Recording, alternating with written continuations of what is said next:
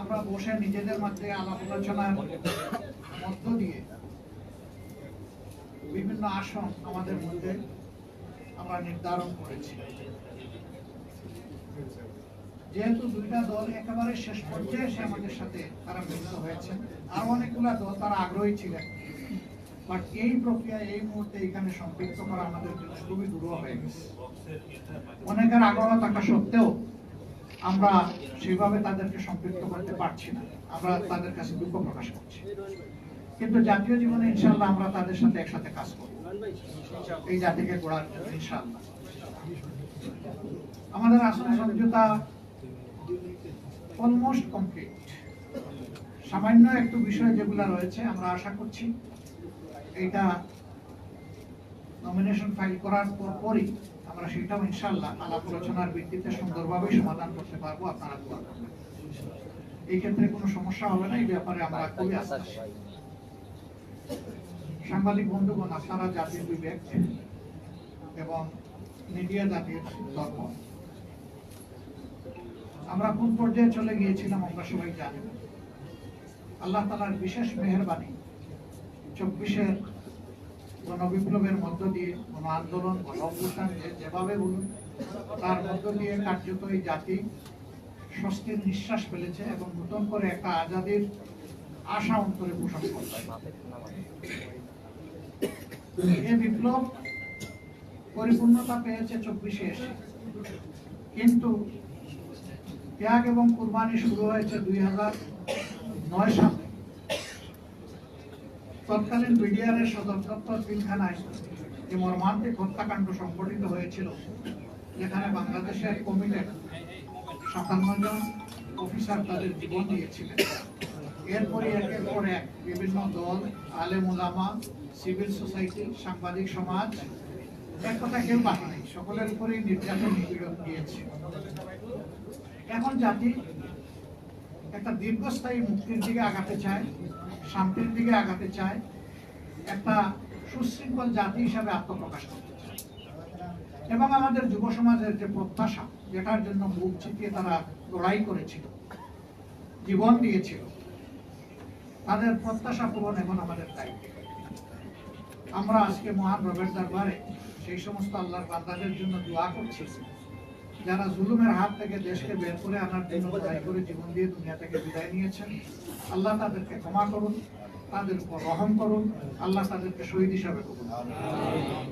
আর যারা লড়াই করতে গিয়ে আহত বঙ্গুত্ব বরণ করেছেন তাদের প্রতি আমাদের গভীর শ্রদ্ধা এবং সমবেদনা। আল্লাহ তাআলা তাদেরকে সুস্থতার নিয়ামত দান করুন। এত মানুষের লড়াই সংগ্রাম আত্মত্যাগ এর মধ্য দিয়ে আজকে জাতি যে জায়গায় এসে উপনীত হয়েছে, ঠিক 1.5 মাসের চাইতেও কম সময় আমাদের হাতে রয়েছে জাতীয় নির্বাচন অনুষ্ঠান। আমরা অঙ্গীকারবদ্ধ এই নির্বাচনকে সুষ্ঠু করতে, গ্রহণযোগ্য করতে খুবই প্রয়োজন। আমরা আশা করছি সরকার একটা সুষ্ঠু নির্বাচনের জন্য তাদের যে করণীয়, নির্বাচন কমিশন এবং সরকার সেই দায়িত্ব তারা পালন করবে। এখনো তাদের অনেক কাজ বাকি রয়ে গিয়েছে, এখনো সমতল মাঠ তৈরি হয়নি সকলের জন্য। সেই মাঠ তৈরির কাজটা হচ্ছে সরকার এবং নির্বাচন কমিশন।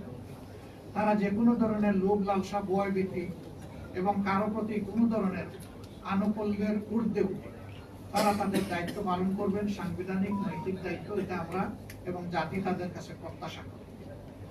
এর যে কোনো ধরনের ব্যতিক্রম এই জাতি মানবে না, কারণ এই ব্যতিক্রমটাই তো আমাদের জীবন থেকে অনেকগুলো বছর কেড়ে নিয়েছে। 3টা নির্বাচনে এই যে এখানে যারা উপস্থিত, আমি বিশ্বাস করি অধিকাংশই আপনারা কোনো ভোটই নিতে পারেন। আমরা তো জীবনে 2-4বার ভোট দেওয়ার সুযোগ পেয়েছি, আপনারা পানই নেই। এইভাবে আমাদের ভোটের অধিকার হরণ করে নেওয়া হয়েছে। আগামীতে আমরা ওই ধরনের কোনো প্রক্রিয়া কেউ করতে গেলে কোনো অবস্থায় আমরা এটা বরদাস্ত আদায় করতে চাই ইনশাআল্লাহ। আপনাদের সহযোগিতা এবং দোয়া, আপনারা বরাবর সহযোগিতা করেছেন, আমাদের ডাকে আজকে সাড়া দিয়ে এখানে এসেছেন। খুব কম সময়ে আপনারা দাওয়াত পেয়ে রেসপন্স করেছেন, আমরা এই জন্য অধিক কৃতজ্ঞতা জ্ঞাপন করছি, আপনাদেরকে ধন্যবাদ জ্ঞাপন করছি।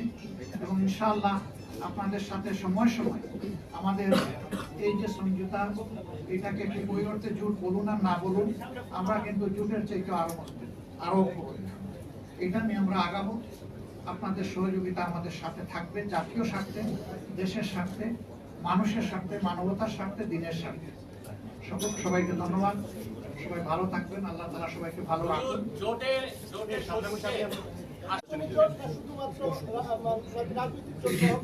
এটা দেশ গঠনের জোট, এটা নির্বাচনের জোট, এটা রাজনৈতিক জোট, এটা সকল ধরনের মানে ওই জোট বলেন আর সমঝোতা বলেন যাই বলেন, এটা সবগুলা পারপাস কভার করার জন্য। মানে ভবিষ্যতে আন্দোলনগুলোতেও আপনারা আমরা আশা করছি একসাথেই আমরা করবো।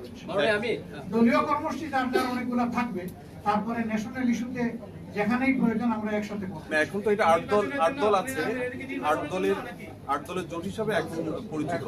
দুই দল 8 দল না, আজকে ইতিমধ্যে ঘোষণা যেটা হয়েছে 10 তাহলে এটা 10 দল হিসাবে হবে। 10 দলীয় নির্বাচনী সমঝোতা।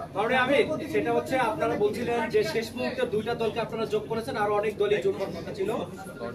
যাদের সাথে আপনারা কাজ করতে পারবেন না তারা আপনাদের সাথে কোন প্রক্রিয়া, যদি কাজ করতে চায় কোন প্রক্রিয়ায় কাজ করতে পারবে? এক, এই আসন সমঝোতা, যেহেতু অনেকে অনেক কথা বলতেছে, আপনাদের মধ্যে অনেক বিভেদ ছিল, অনেক ঝামেলা ছিল, ফাইনালি আমরা আপনাদেরকে এক আসনে দেখলাম। আপনারা আসলে জোটগুলোর মধ্যে কতগুলো আসন বন্টন করতে পারেন, আগামী নির্বাচনে আপনারা ক্ষমতায় আসবেন, এই কতটুকু নিশ্চয়তা আছে আপনাদের? এই জন্য এখানে কোনো একক দল কোনো আসন বন্টন করবে না। আমরা যেখানে যার ন্যায্যতা তার ভিত্তিতেই আমরা আলহামদুলিল্লাহ আসনগুলো হাতে তুলে দিব। সবাই সবাইকে তুলে দেবে, এখানে নির্দিষ্ট কোনো দল কাউকে তুলে দিচ্ছে না। আমি সময় আছে দল আসতে চায়, আমরা আরো 2-5টি দলের নাম শুনেছি, তাদেরকে আপনারা কি অ্যাকসেপ্ট করবেন কি করবেন না? আমরা সবাইকেই কবুল করবো, কিন্তু এই সময় এখন